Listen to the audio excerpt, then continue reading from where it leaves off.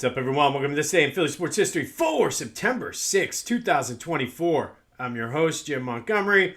Welcome to a feel-good Friday edition. It is game day. If yesterday was New Year's, football is a little bit different. Today is like Christmas morning. The Eagles play a game that matters.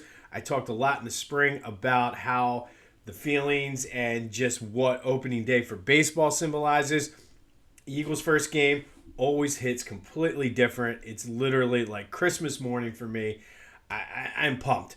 I don't even care that I am running my own Uber service for the kids this weekend, going to sports and parties and all things like that. It doesn't matter because the Eagles are back. We will have a lot more on the Eagles later in the show. Let's start off first with some housekeeping notes. Recapping yesterday's question of the day, I asked you, will Temple football ever be relevant again? 67% of you said no chance. I kind of agree with you. I wish it was the other way, but I think just the way the landscape is, that ship has sailed. And I don't know what's going on with the lighting here. It keeps fading in and out, so I apologize. But there was a lot of talk about when they left the MAC and took that big jump into the Big East, which then folded, became the AAC. Talk about the stadium, and truthfully, a lot more than what I expected. A lot of people said maybe they should just drop down to Division II, and if they drop down to Division II, I'm just not sure how relevant they will be. But thank you as always for participating in the question of the day. We will have another one later in the show, and if you're a loyal listener, you know what I'm going to ask you. But it is also game day. It is our second anniversary week special. We continue the celebration leading up to our second anniversary on Sunday. Remember, if you call and interact with the voice and text line 267-495-8531 and are a subscriber to the YouTube channel at Jimbo_Mont, you will automatically be entered in to win a free Philly Goat t-shirt. So just call or text the Back to the Future voice and text line at 267-495-8531. It's Eagles game day. Call during the game.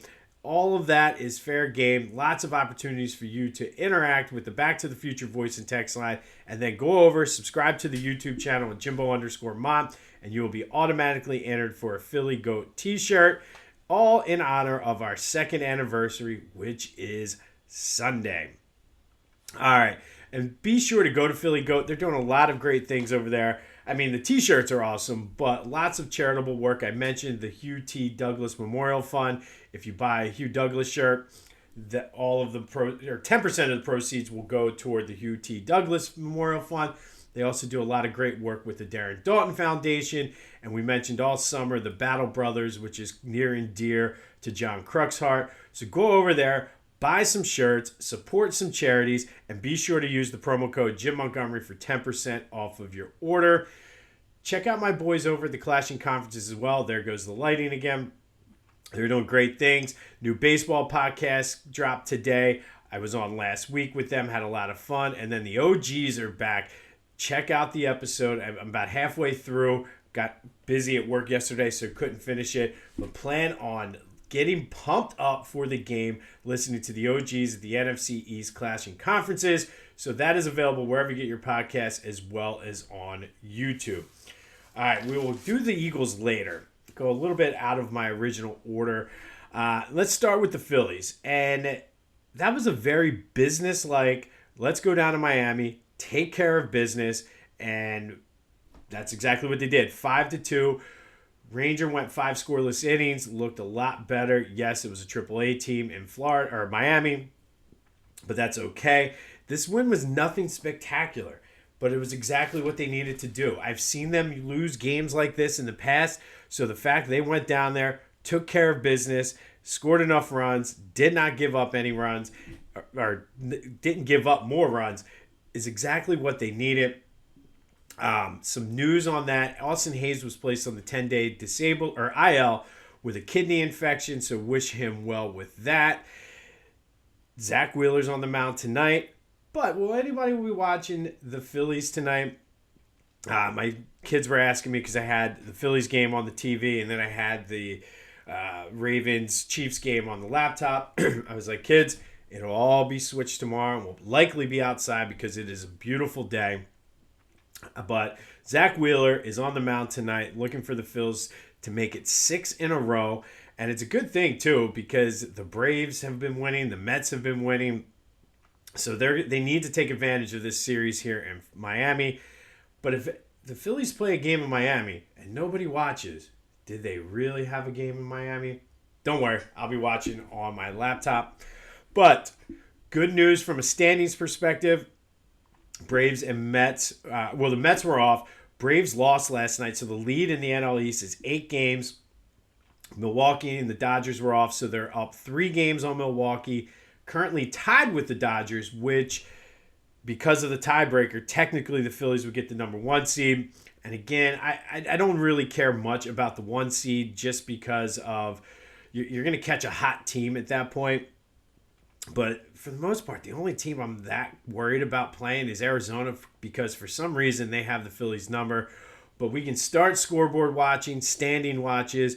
And I know I said under, but because the magic number is at 15, we will start the magic number tracker from here on out. The magic number to win the division and coincidentally clinch a playoff spot right now is 15 for the Phillies, looking to whittle that away tonight in Florida with your ace, Zach Wheeler, who has been lights out on the mound tonight.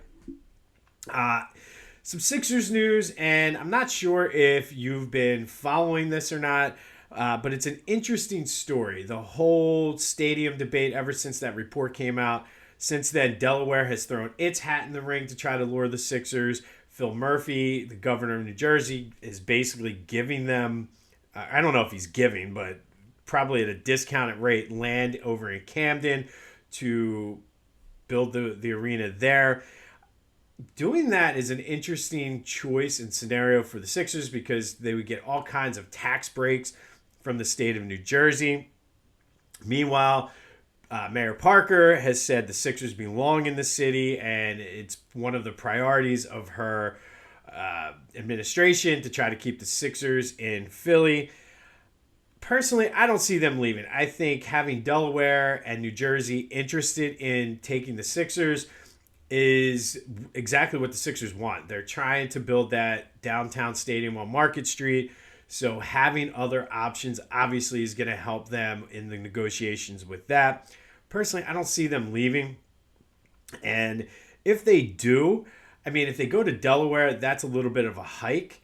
But I go down to Delaware, Wilmington, the waterfront, the Queen down there a lot. There's a lot of good restaurants. It's congested, though. It's definitely, I don't know where they would put it if they're putting it in Wilmington. Jersey, we go to concerts over there, so it won't impact me much. If you're going to see a Sixers game, you're going to go to see them, especially if you're in the suburbs. It will impact the people in the city, which is why I don't see them leaving Philly. But I just thought it was interesting. There's a lot of talk and speculation this week about the Sixers arena, but I figured I would mention here. But I don't see them leaving. And I've already said, I've gone on record, I'm a fan of putting it down there as long as they do it right. And I also think it's a massive opportunity. I know one of the big issues of the neighbors in the Chinatown community there is the loss of their cultural identity. The NBA is trying to grow over in Asia anyway, so it's a great opportunity to incorporate some of that Chinese culture and a lot of the history of Chinatown right there into the arena. So do the right thing, make it happen. But I figured I'd mention that. I don't see them going to Delaware, and truthfully, I think they want to keep them in there. So we'll see how this plays out now that City Council is back. All right, today we're going to go back to 1952. And in 1952, the Phillies were scheduled to play a doubleheader against the Boston Braves. In Game 1, they were down 6-2 in the bottom of the 8th, scored 4 runs to tie it up. The game remained tied 6-6 until Del Ennis led off the bottom of the 17th with a game-winning home run, and it was down at Shibe Park. And to be honest, baseball players were just different back then. So Robin Roberts was on the mound for Game 1 for the Phillies that day. He pitched all 17 innings, went all 17, gave up 18 hits, 5 strikeouts, only walked 3 in 17 innings. It was his 23rd win of the season, but yeah, a 17-inning complete game. But even more so, an example of how baseball players were just different back then. Del Ennis broke his wrist in the 6th inning chasing after a foul ball, which he hit the concrete down there at Shibe Park, and hit that game-winning home run with a broken wrist, which is absolutely ridiculous. They did start game 2. They halted it at 11:59 due to the city's curfew. Braves were leading 3-1 in the bottom of the 8th. And Del Ennis played that the entire 8 innings of game 2 with a broken wrist. He did not play the next day, obviously, but he did return later in the season because, again, they were just built differently back then. The Phillies dream scene, if you've ever seen this in the Hall of Fame Club at Citizens Bank Park, it's this painting with basically every major player, and it kind of celebrates every sort of era of Phillies history. Depicts Del Ennis with an ice pack talking to Mike Schmidt in honor of this game, hitting the game-winning home run with a broken wrist. But if you ever get a chance to go into the Hall of Fame Club, I wish they would put this in one of the other entrances so more people can see it, because it's literally when you get off the elevators in the Hall of Fame Club. It's a cool painting. You can actually buy it, so if you can, look up Phillies Dream Scene, and you can see all of the guys that, like Schmitty's there, McGraw, all the pitchers, Robin Roberts. They even have a little bit of because they didn't put Pete Rose in, but there is a vase with a rose coming out of it to represent Pete Rose, who helped them win the 1980 World Series. But the Phillies Dream Scene, cool painting that depicts this day in Philly sports history when Del Ennis won a game against the Braves, played most of the second game of a doubleheader with a broken wrist. Robin Roberts also, though, 17 innings. Like, guys barely go 6-7 innings today. And we got Robin Roberts going 17. But that happened on this day in 1952. Del Ennis beat the Braves in the bottom of the 17th with a home run with a broken wrist. All right, we will quickly go into our second anniversary celebration. We're going to take a look at Sixers 2 guards. And this list is some of the best in the NBA. You have Iverson, Doug Collins, and Hal Greer, who are all Hall of Famers. And then you have guys that should be in the Hall of Fame, but injuries cut their career short, with Andrew Toney. And Andrew Toney, by the way, the Boston Strangler, was a big player in our nickname tournament. Also, you got World B. Free, who was one of the main players, and Fred Mad Dog Carter. And then one of my favorites growing up, Hersey Hawkins, was one of the more underrated 2 guards in Sixers history. And then you have Aaron McKee, Temple University's own. I could actually have done the same question of the day about Temple basketball, but we'll get into that during college basketball season. But there is a list of the best 2 guards in Philadelphia 76ers history. It is our second anniversary.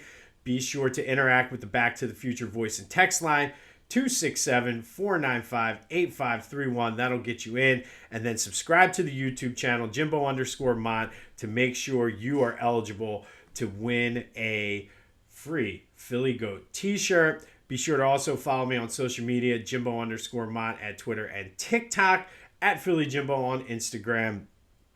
And like I said, subscribe to the YouTube channel, Jimbo_Mont. Still can't believe Del Ennis hit a home run with a broken wrist and then played 8 innings in game 2 of the doubleheader. But what are you going to do? People are different back then. All right, so let's get into this game. And if you've been listening and are a loyal listener, you know I like to break down the game and then ultimately give my betting pick, which last year we didn't do so well at all, but that's okay. It's a new year. We're going to come back. So 8:15 tonight, Eagles are down in Brazil to take on the Packers. Currently, as of 6:45 this morning, the spread is 2. Eagles are giving 2 points, and the over-under is up to 49.5. get more into those picks in a minute.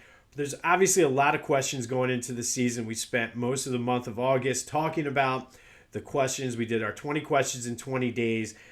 But I think a lot of it comes down in this game to Jalen Hurts versus the blitz. And there's been so much talk about him not being able to do it last year, working toward doing it this year.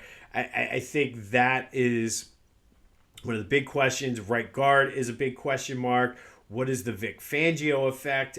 Will they get a pass rush?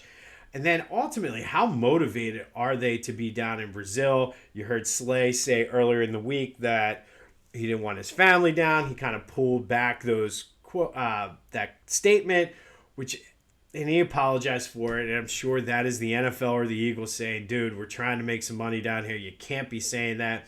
I heard Nick Sirianni's press conference. One of the reporters from down in Brazil asked him about it. He kind of brushed it off and said, we're excited to be here. The people have been great. Basically everything that you should say as the head coach when you're in a country that your boss actually wants to grow and make money off of. And then, I mean, Sirianni's his role is one of the big questions too. Like, everybody's making a big deal about him being a CEO coach. Personally, I think, and I've said this 1,000 times, I think it's overblown. So many people coaches in the NFL do that. And I think it gives him a better insight on what is going on with the team. I know everybody's saying, oh, he was stripped because he's this, that, and the other. So we'll see. All right.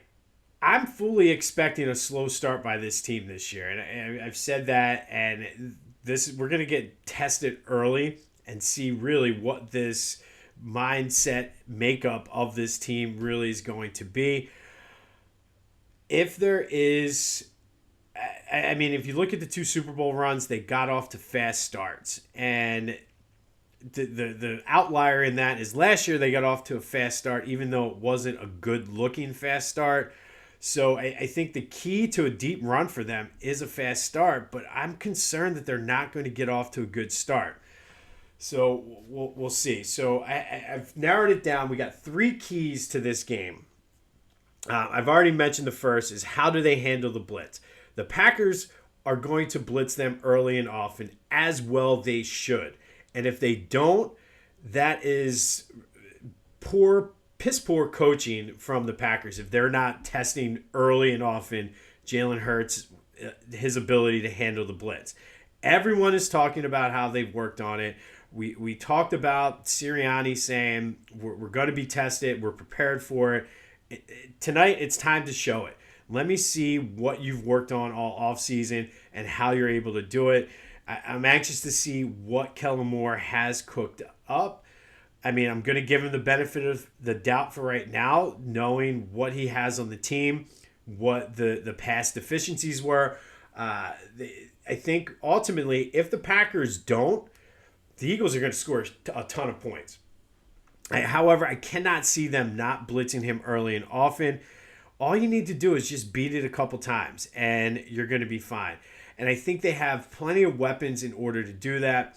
They're better at receiver, I think, than last year. They have a legitimate number 3 receiver now with some speed with Jahan Dotson. You got Saquon Barkley. I think Dallas Goedert's going to have a good year. So I think with Saquon Barkley, you have to run the ball early to keep the defense honest and then pick your poison. And I saw a stat, I forget where I saw it, that last year nobody threw downfield more than the Eagles. I think you got to work on those short passes. Use the speed that you have with Dotson and Devontae Smith. Use A.J. Brown's size to your advantage. Take advantage of Saquon out of the backfield, who has great catching ability. And I really trust that Kellen Moore is going to do that. Obviously, the pass rush, it came out yesterday that Isaiah Rodgers is not going to be playing. I don't think that hurts the secondary that much because everybody's high on Quinyon Mitchell. Yes, he's a rookie making his first start. Probably is a good thing he's making it in Brazil, though, rather than at home. But I trust Keely Ringo. You still have Slay out there. But ultimately, it comes down to the pass rush. If they're not getting pressure on the quarterback, I mean, I don't care how good you are as a quarterback, you're not going to be able to cover for that long. And you see it all the time. No pass rush, guys break off their roots and get open, and that's where you run into trouble.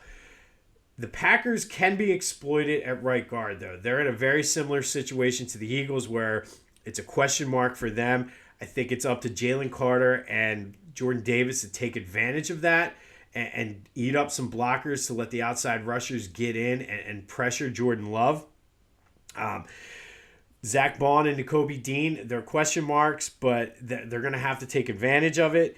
And hopefully, if Jordan Davis and Jalen Carter are doing their job eating up the blockers, it's going to allow them to make the plays as well.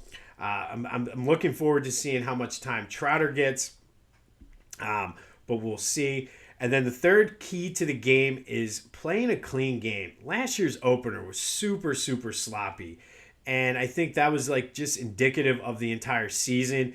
I think that the way the last season played out, like if you go back and like I was reading articles and watching clips from that opener up in New England, they played that way in the first game. So it really shouldn't be a surprise. They made enough plays because of their talent to get to 10-1 last year, but they started off the season playing crappy and they just never recovered from that. And to me, that's Nick's job.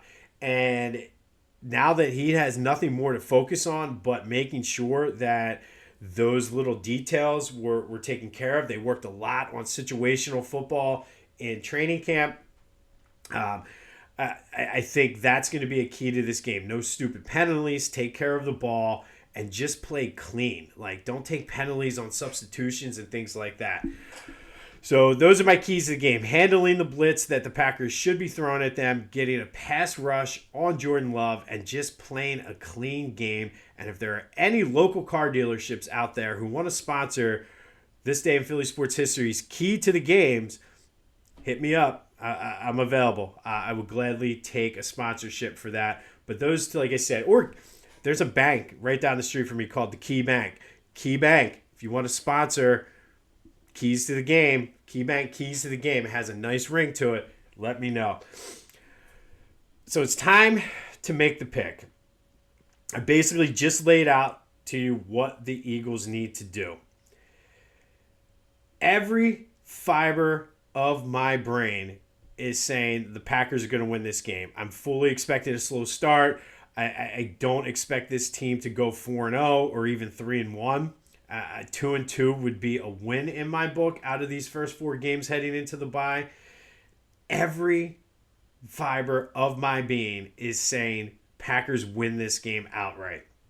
However, you start thinking about it more, there's too much at stake for all of these guys on the Eagles. There's too much at stake for Jalen Hurts, too much at stake for Nick Sirianni. You have Kellen Moore, who's had time to game plan for this. You throw in Saquon Barkley, and I know it sometimes goes against what Kellen Moore likes to do, but I fully expect Saquon to get 15 carries, maybe 12, 15 carries today to help offset that blitz and allow Jalen to cook.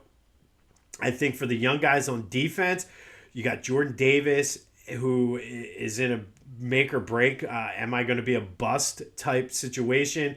Jalen Carter is poised to be a superstar. This could be his coming out party. It is a standalone game. You got Nakobe Dean getting the start, who's in the same boat as Jordan Davis, who has something to prove. Quinyon Mitchell, who's hungry. Slay, who is probably likely in his last season as an Eagle. Everybody just wants to get the bad taste out of their mouth. And again, nothing about this pick is going to make any logical sense because as I'm going to tell you this pick, I'm saying doesn't make any sense to me. And I went back and forth on this. I just think there's too much talent, too much at stake for the Eagles in this game. They appeared loose. They're treating this as a business trip, though. They're going down there to win a football game. And with everything to prove, the doubters, proving it to themselves, the fans, whatever it is this team is going to come out ready to play. I think there's too many smart people down there. There are too many people who have too much at stake for them to come out and basically crap the bed the way they did last year in New England. I do believe that Kellen Moore is going to rely heavily early in this game on Saquon Barkley and give Jalen time to cook in the second half. The defense steps up. Jalen Carter is going to have his coming out party tonight. Eagles -2 is the pick, even though nothing about that makes any logical sense. I have it down, and they got to handle the blitz, get a good pass rush, and play clean.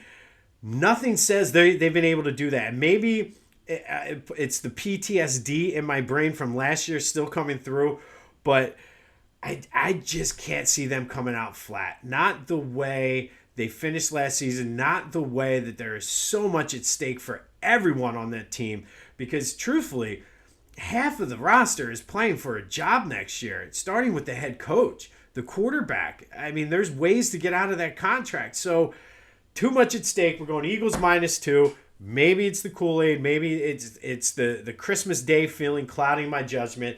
I'm betting the Eagles -2. I think nobody is really picking this game to be more than a 4 or 5 point game either way. I think if you think the Eagles are going to win, take the Eagles -2. I am a little concerned that the line creeped up to 49.5. My lean there is over. I'm not making that official though, but I am taking the Eagles -2, even though it makes absolutely no sense for me to do it. I just think that you're going to see the key to this game is going to be Saquon Barkley. I mean, ultimately, obviously you need to stop Jordan Love and get a good pass rush, play clean, all of that. But handling that blitz and using Saquon Barkley is what's going to make or break this game for the Eagles. We're going Eagles -2. That is my official pick. Let's start off 1-0 on the season and keep that rolling, build up the bankroll. But that is today's question of the day. What are your picks for the Eagles game? Call or text the Back to the Future voice and text line 267-495-8531. That'll get you in. And then go over, subscribe to the YouTube channel, and you will automatically be entered for that Philly Goat shirt. But what are your thoughts on this game? I'm making this pick. I don't have any logical reason because they haven't shown me that they can handle the blitz. They haven't shown me that they can put pressure on the quarterback, and they certainly did not play clean really at all last year. A lot of dumb penalties, turning the ball over, but I think those are the three things they worked the entire offseason on. And like I said, Jalen Carter has a coming out party tonight. We see Nakobe Dean have a good game, and I'm really, really excited to see Quinyon Mitchell. But Eagles -2 is our official pick. Be sure to call me, text me on the Back to the Future voice and text line to tell me how much of an idiot I am and how much I'm drinking the Kelly Green Kool-Aid. But that's okay. Like I said, nothing in my brain tells me that the Eagles are going to win this game, which usually, trusting my instincts here, means my brain is wrong. But I laid out the plan. Key Bank, any local car dealerships, Bergies, you want to give me a call, sponsor the keys to the game, I'm open. But that is really how our Eagles picks and our game days are going to go. I'll give you the keys to the game, break it down, and then give you my pick. And hopefully we win some money on these bets. But Eagles -2, leaning toward the over. I think this is like a 28 or a 31-28 sort of game. Like it's not going way over, but I think we go over 50 points in this game. So that's a lean, not official. The official bet, Eagles -2. All right, looking forward to this game tonight. It's Christmas Day. Be sure to call or text the Back to the Future voice and text line with your thoughts on this game. This day in 1952, Phillies split a doubleheader with the Braves, but Game 1 went 17 innings. Del Ennis hit the game-winning home run in the bottom of the 17th with a broken wrist. Phil's Marlins tonight. Zach Wheeler should dominate them, but it's all about the Eagles. It's like Christmas Day. I told you we had a big show, but those are the keys to the game. Let me know what you think the keys to the game are, and then we'll get into a recap and break down what we saw tonight tomorrow on the podcast. This has been This Day in Philly Sports History for September 6th, 2024. My name is Jim Montgomery. Go have yourselves a feel-good Friday. And until next time, go Birds.